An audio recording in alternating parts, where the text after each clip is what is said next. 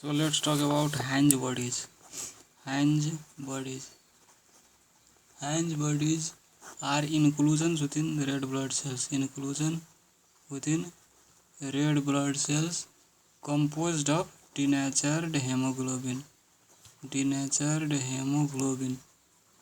And they are not visible with routine blood staining but can be seen with supravital staining. Okay. And the presence of Hange bodies represent damage to hemoglobin. Damage to hemoglobin and is classically observed in G6PD deficiency. It is a genetic disorder that causes hemolytic anemia. Okay. And Hange bodies appear as a small round inclusion within the red cell bodies, though they are not visible when stained with Romanowsky dye, and they are visualized more clearly with supravital staining. Okay, so let's see how it looks like. Okay, do you see the three red here? Let me make you more clear. This and this, these are Hange bodies, and this is RBCs. Okay, so these are denatured proteins in the red blood cells, and these are Hange bodies. Okay, so now let's come to our discussion. So Hange bodies are formed by damage to hemoglobin component molecules, usually through oxidant damage by administered drugs or from inherited mutation.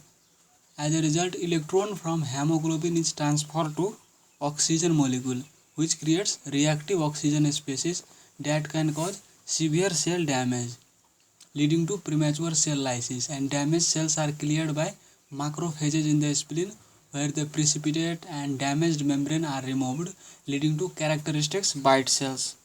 Okay, characteristics bite cells. So it is, if it is RBC, so if you take a bite from it, then what it looks like this, a bite.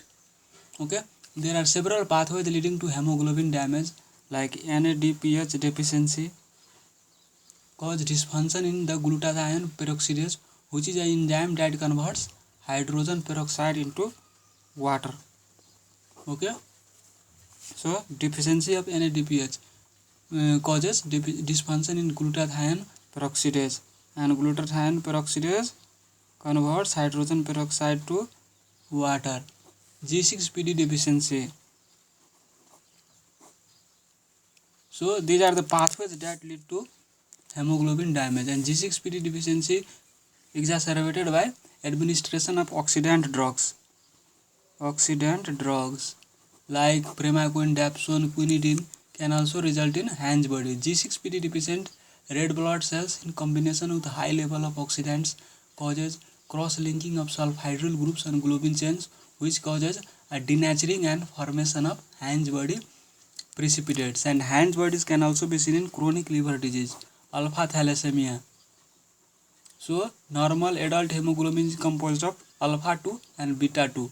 Alpha thalassemia have partial or complete defect in alpha globin production, leading to relatively abundance of beta globin chains. The excess of beta globin chains aggregate to form hemoglobin H, which has decreased solubility and precipitates in red blood cell cytoplasm. This is not a direct damage to hemoglobin per se, but rather a perturbation in quaternary structure of hemoglobin. And the presence of Hange body may also be feature of hyposplenism or asplenia. Hyposplenism or asplenia, when a damaged or absent spleen cannot remove these damaged cells from the circulation. Okay, so if you want to take note, you can take it. So these are inclusions within the RBC, and this is denatured hemoglobin due to oxidant damage, and it can be only seen with supravital staining. Okay.